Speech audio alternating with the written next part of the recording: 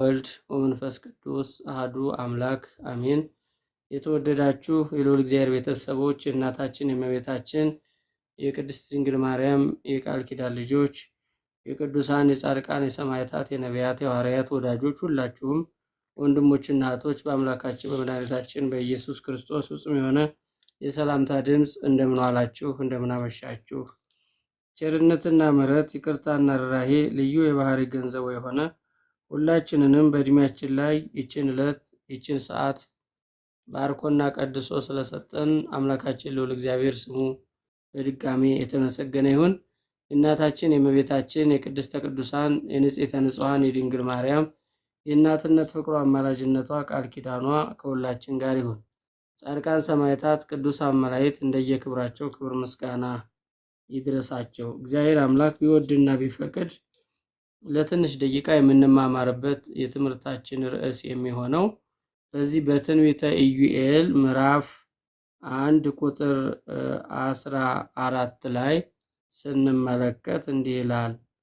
ጾምን ቀድሱ፣ ጉባኤውንም አውጁ፣ ሽማግሌዎችና በምድር የሚኖሩት ሁሉ ወደ አምላካችሁ ወደ እግዚአብሔር ቤት ተሰብሰቡ፣ ወደ እግዚአብሔርም ጩኹ ይላል።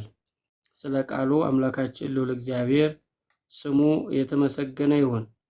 ከዛ ከፍ ብሎ 13 ላይ ስንመለከተው የእህሉ ቁርባንና የመጠጡ ቁርባን ከአምላካችሁ ቤት ቀርቷልና እናንተ ካህናት ማቅ ታጥቃችሁ አልቅሱ፣ እናንት የመሠዊያ አገልጋዮች ዋይ ዋይ በሉ፣ እናንት የአምላክ አገልጋዮች ሌሊቱን ሁሉ በማቅ ላይ ተኙ ይልና ጾሙን ቀድሱ፣ ጉባኤውን አውጁ፣ ሽማግሌዎችና በምድር የሚኖሩት ሁሉ ወደ አምላካችሁ ወደ እግዚአብሔር ቤት ተሰብሰቡ፣ ወደ እግዚአብሔርም ጩኹ ይላልና ስለ ቃሉ የአምላካችን የልዑል እግዚአብሔር ቅዱስና መልካም ፈቃዱ ይሆንልን።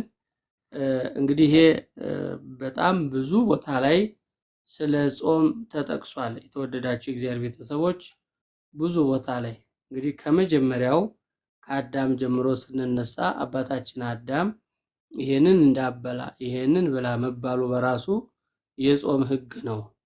የጾም ሕግ ነው። ይሄ ሁላችንም የማንረሳው ራሱ እግዚአብሔር በዚህ መልኩ ነው ሕጉን መጀመሪያ ያስቀመጠው ማለት ነው።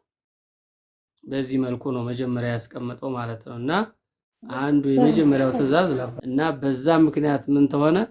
አዳም ለ5500 ዘመን ያው በምድረ ፋይድ ተጣለ ማለት ነው። በእግዚአብሔር ቸርነት እግዚአብሔር አብ አንድያ ልጁን ልኮ አባታችንን አዳምን የሰው ልጆችን ሁሉ አድኗቸዋል። ስለዚህ በዘመነ ነቢያት የነበሩ የእግዚአብሔር ወዳጆች የእግዚአብሔር ሰዎች ይጾሙ ነበረ፣ ይጮሁ ነበረ፣ ያለቅሱ ነበረ። መከራ ሲመጣባቸው፣ ረሃቡ ሲመጣባቸው፣ ጦርነቱ ሲመጣባቸው፣ ሐዘን ሲበዛባቸው፣ አገራቸው በጠላት ሲወረር ይጾማሉ፣ ይጸልያሉ፣ እግዚአብሔርን ይለምኑታል። እግዚአብሔርም በምሕረት ዓይኖቹ ይመለከታቸዋል። ካህናቱ በቤተ መቅደስ ያሉት ማቅ ይለብሳሉ፣ ያለቅሳሉ፣ ያነባሉ። በአውደ ምሕረት ያሉት ምዕመናን ደግሞ ይጮሃሉ፣ ወደ እግዚአብሔር እንደ ራሔል እንባቸውን ያፈሳሉ። በዚህ የተነሳ እግዚአብሔር ምሕረት ለሀገራቸው ለሕዝባቸው ያወርዳል እና ጾምን ቀድሱ፣ ጉባኤውን አውጁ፣ ወንዶችም ሴቶችም ሕፃናትም ወጣቶችም ወደ እግዚአብሔር ቤት ይሰብሰቡና በእግዚአብሔር ቤት ይጩሁ ነው የሚለው። አያችሁ፣ አሁን ጾም እንግዲህ ወደ እግዚአብሔር የምንጮህበት መስመር ነው ማለት ነው። ስለዚህ በኢትዮጵያ ኦርቶዶክስ ተዋሕዶ ቤተክርስቲያን 7 አጽዋማት ናቸው ያሉት። የመጀመሪያው ጾመ ነቢያት ነው የሚባለው። ይሄ ነቢያት አባቶቻችን አበይተ ነቢያት ደቂቀ ነቢያት የጾሙት ጾም ነው። እግዚአብሔር አምላካቸውን ፈጣሪያቸውን የተማጸኑበት ውረድ ተወለድ አድነን፣ ወደ ቀደመ ርስታችን ወደ ገነት መልሰን፣ አንድያ ልጅን ልከህ ታደገን፣ ለአዳም ለአብርሃምና ለዘሩ የገባውን ቃል ኪዳን አስበህ እኛንም አድነን ብለው ተማጸኑ። በጸሎታቸው አማካኝነት ትንቢታቸው ተሰምቶ ጸሎታቸው ደርሶ እግዚአብሔር ወልድ ኢየሱስ ክርስቶስ ወደዚህ ምድር መጣ ማለት ነው። ተወለደ ማለት ነው። ስለዚህ ጾመ ነቢያት የምንለው ከዚህ የተነሳ ነው። አባቶቻችን ነቢያት ጸሎታቸው እንደተሰማ ልመናቸው ቅድመ እግዚአብሔር እንደደረሰ ሁሉ እኛም የነቢያት ልጆች ነንና እንጾማለን፣ እንጸልያለን። እነሱ ያገኙትን በረከት ረድኤት በነፍሳችንም በስጋችንም እንጎናጸፋለን ማለት ነው። ይሄ ጾመ ነቢያት በሌላ መልኩ ጾመ ገና በመባል ይታወቃል። በዋናነት ግን ጾመ ነቢያት ነው የሚባለው እና የነቢያት ጾም ነቢያቶች የጾሙት ጾም ነው። ጌታችን አምላካችን ኢየሱስ ክርስቶስ ወደዚህ ምድር እንዲመጣ እንዲወለድ ነቢያት አበክረው በሱባኤ በልመና ሙሴ በሲና ተራራ 40 ቀን ጾሟል።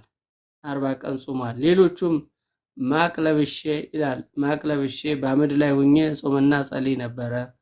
ልበ አምላክ ቅዱስ ዳዊት ስጋዬ ቅቤ በማጣት ከሳ ይላል። አዎ ቅቤ አይበላም፣ ስጋ አይበላም፣ አሳ አይበላም። እነዚህ የጥሉላት ምግቦችን ሁሉ በመከልከል እንጾማለን ማለት ነው። እንጾማለን፣ ከመብል ከመጠጥ እንከለከላለን። አዎ ከስጋ ፍላጎት ከዓይን አምሮት እንከለከላለን። ይሄ ህጉ ነው።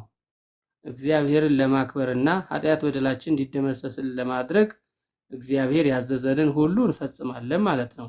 ይሄ መጀመሪያው ነው። ሁለተኛው ጾመ ኢየሱስ የምንለው ነው። ጾመ ኢየሱስ ደግሞ ራሱ አምላካችን መድኃኒታችን ኢየሱስ ክርስቶስ በአጭር ቁመት በጠባብ ደረት ተወስኖ በምድር ላይ ተገለጠ። ስለዚህ በህቅልቅ እንዳላ ቅዳሴያችን በየጥቂቱ አደገ። በ30 ዘመኑ በእደ ዮሐንስ በፈለገ ዮርዳኖስ ተጠመቀ ይላል ማቴዎስ ወንጌል ምዕራፍ 3 ቁጥር 13 ጀምሮ ስንመለከት እና ጌታችን ኢየሱስ ክርስቶስ ሳይውልና ሳያድር የነቢያትን ትንቢታቸውን ይፈጽም ዘንድ ሕግንና ነቢያትን ልፈጽም ነው እንጂ የመጣሁት ልሽር አልመጣሁም እንዳለ ሁሉ ወደ ምድረ በዳ ወደ ገዳመ ቆሮንቶስ ሂዶ 40 ቀን 40 ሌሊት ጾመ ጸለየ። ከቆመ ሳይቀመጥ ከዘረጋም ሳያጥፍ ሳይበላና ሳይጠጣ ጾመ እና በዚህን ጊዜ ጌታችን ኢየሱስ ክርስቶስ ፍጹም ስጋ መልበሱን ለማጠየቅ ተራበ ይላል። በተራበ ጊዜ ሰይጣን ዲያብሎስ ሩቅ ብእሲ ነው፣ ፍጡር ነው፣ ስለዚህ ልፈት ነው፣ በምግብ ልፈት ነው ብሎ መጣና እባክህ አንተንም እርቦሃል እኔንም እርቦኛልና ይህንን ድንጋይ ዳቦ አርግና እንብላው አለው። አዎ የሰው ልጅ በእግዚአብሔር ቃል ጭምር እንጂ በእንጀራ ብቻ አይኖርም ብሎ ድል አደረገው ማለት ነው። ስስተ ስጋ የስስት የሚባለው ይሄ ነው። ስለዚህ ለስጋ ከማድላት ለነፍስ ማድላት፣ ለነፍስ አድሉ፣ ለጾም አድሉ የሚባለው ከዚህ የተነሳ ነው። ስለዚህ እኛም በጾም በጸሎት ጠላታችንን ድል እንድናደርገው እሱም ጠላት ዲያብሎስን ድል አድርጉ ብሎናል። ጹሙ ብሎናል። ጸልዩ ብሎናል። አርያውን ፍለጋውን መንገዱን መስመሩን ትቶልን አልፏል። ወደ አባቱ ወደ ሰማይ አርጓል ማለት ነው። ስለዚህ ይሄ ሁለተኛው ነው። ሶስተኛው ጾመ ግሃድ የሚባለው ነው። ሁልጊዜ ጥር 10 የሚጾመው ጾም ነው። ይሄ የከተራ ማለት ነው። ለምሳሌ ታቦታቱ ከመንበረ ክብራቸው ወርደው ወደ ባህረ ጥምቀቱ እስከሚገቡና ቅዳሴው ተቀድሶ ከቅዳሴ እስከሚወጣ ድረስ ለ24 ሰዓት ነው የሚጾመው። ይሄ ጾም አክፍሎት ሁሉ ያለው ነው። ሌሊቱ በቅዳሴ በማህሌት የሚታደርበት ስለሆነ የሚያከፍሉ ስጋው ደግሞ የሚቀበሉ አይበሉ፣ ካህናት አይበሉ እና ይሄ ሶስተኛው ጾመ ገሃድ የሚባለው ነው። አራተኛው ጾመ ነነዌ የምንላት ነው። ይቺ ጾመ ነነዌ የንስሐ ጾም በመባል ትታወቃለች። በተለይም በትንቢተ ዮናስ ምዕራፍ 1 እና ምዕራፍ 2 ምዕራፍ 3 ላይ ስንመለከት በሰፊው ትንቢተ ዮናስን ማንበብ አስፈላጊ ነው። ሰዎች የነነዌ ሰዎች ባጠፉት ጥፋት በደሉት በደል እግዚአብሔር አዝኖ ዮናስን ሂድና አስተምርልኝ ባለው ጊዜ ዮናስ ሕዝቤን ላጠፋቸው ነነዌን ልገለብጣት ነውና ሂድና አስተምር፣ ከሰማይ እሳት አውርጄ ያችን ከተማ ላቃጥላት ነው ባለ ጊዜ ዮናስ ያንተ ምሕረት ሁሌ ነው ብሎ እኔን ሐሰተኛ ነብይ ያደርጉኛል ብሎ ኮብልሎ ወደ ተርሴስ ሄደ ይላል። የተርሴሱን መርከብ እግዚአብሔር በማዕበል መታው፣ እነሱም ተጨነቁ። ከማዕበሉ በእጣ አውርደው ወረወሩት። ሲወረውሩት አሳ ነባሪ አንስቶ ይሄን ሰውዬ ዋጠው ይላል። ይሄን ነብይ ዋጠው 3 ቀን 3 ሌሊት በአሳ አንበሪ ሆድ ውስጥ አድሮ በሶስተኛው ቀን ነነዌ የብስ ላይ አሳው ተፋው። በዚህን ጊዜ በዛች በየብሷ ቁጭ ብሎ ዝም አለ። እግዚአብሔር መጣና ለምን ህዝቤን አታስተምርልኝም? ነነዌ ይህች ነች፣ ልጠፋ ስለሆነ አስተምራቸው፣ ምከራቸው። የሚሰሙ ከሆነ ምሕረቴን ይቅርታዬን በእነሱ ላይ አሳድራለሁ፣ የማይሰሙ ከሆነ እመታቸዋለሁ፣ እፈርድባቸዋለሁ አለው። በዚህን ጊዜ እዚሁ በሉ አልቅሱ፣ ነነዌ ልጠፋ ነው ልትገለበጥ ነው ባላቸው ጊዜ ከንጉስ ጀምሮ እስከ ህፃናቱ በእናታቸው ደረት በእናታቸው ጀርባ ያሉት ህፃናት ሁሉ መጾም ጀመሩ። በበረት በጉረኑ ያሉ እንስሳት ሁሉ እንዲጾሙ ታወጁ። አዋጅ ተነገረባቸው እና ሁሉም ጾመ ማለት ነው። አለቀሱ፣ አነቡ፣ እንባቸውን ወደ ፈጣሪያቸው ወደ እግዚአብሔር አቀረቡ። አሁን ለኢትዮጵያ የሚያስፈልጋት እንባዋ ወደ እግዚአብሔር እንዲደርስና እግዚአብሔር ነገር እንዲገለብጥ ነው። በየቀኑ የምንሰማቸው በእውነቱ ምላችሁ ክርስቲያን በየሄደበት የሚሞትበት ዘመን በዚህ ዘመን ነው።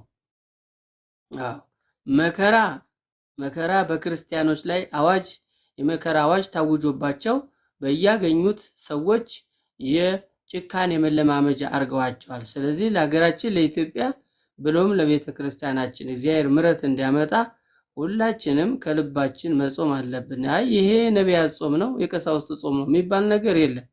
እኔ ወጣት ነኝ፣ እኔ መንግስት ሰራተኛ ነኝ፣ እኔ ማሽነሪ ነኝ፣ እኔ ሹፌር ነኝ፣ እኔ ማሽን ላይ ነው የምሰራው፣ እንዲህ ነኝ እንዲያ ነኝ ተብሎ ይሄንን ዘመን አታሎ ለማለፍ አይቻልም ወገኖች። በውስጥም እንሁን በውጭ በየትኛውም ዓለም እንሁን ለኢትዮጵያ ግን ማልቀስ አስፈላጊ ነው። ኢትዮጵያ ሀገራችን በሐዘን ላይ በመከራ ላይ ነው ያለችው። ኢትዮጵያ ሀገራችን እንደ ድሮው እንድትመለስ ታሪኳ እንዲመለስ ምድረ አጋዚ የነጻነት ምድር የምትባለው ሀገራችን ዛሬ ነጻነት አጣ ሰዎች የሚታነቁባት ሰዎች የሚታገቱ